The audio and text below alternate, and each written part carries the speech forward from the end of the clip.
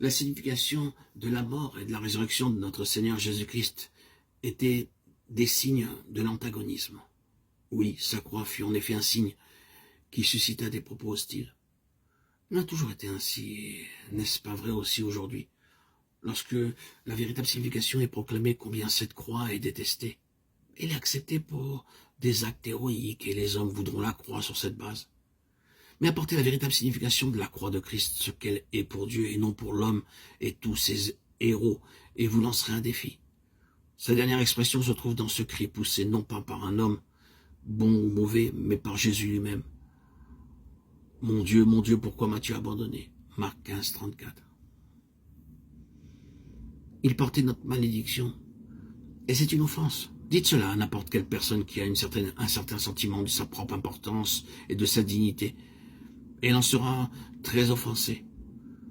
Nous ne pouvons pas accepter la croix du Seigneur Jésus, à moins de réaliser combien nous sommes sans valeur. Alors seulement la croix deviendra notre gloire. Nous nous placerons du côté de Dieu et dirons, tu as raison Seigneur de dire non à ce que je suis.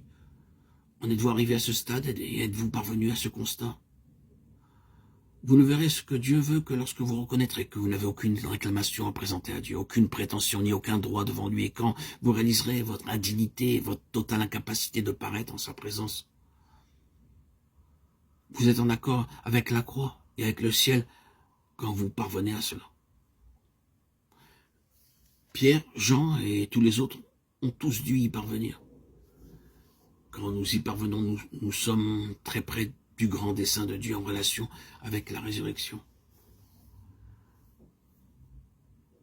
La résurrection proclame qu'un autre homme accède au ciel. La porte est grande ouverte à cet autre homme qui a placé le premier homme, celui de la terre, dans le jugement et la mort, en le laissant là. Le ciel est désormais ouvert à ce nouvel homme, cet homme qui a été révélé, car si nous sommes devenus une même plante avec lui par la conformité à sa mort, nous le serons aussi par la conformité à sa résurrection. Romains 6, 5. C'est le grand oui de Dieu au Christ élevé.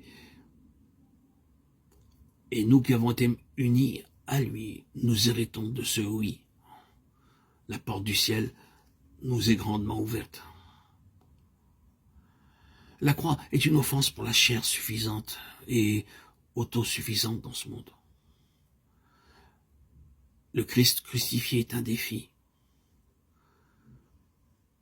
Nous prêchons Christ crucifié, scandale pour les Juifs et folie pour les païens, mais puissance de Dieu et sagesse de Dieu pour ceux qui sont appelés, tant Juifs que Grecs.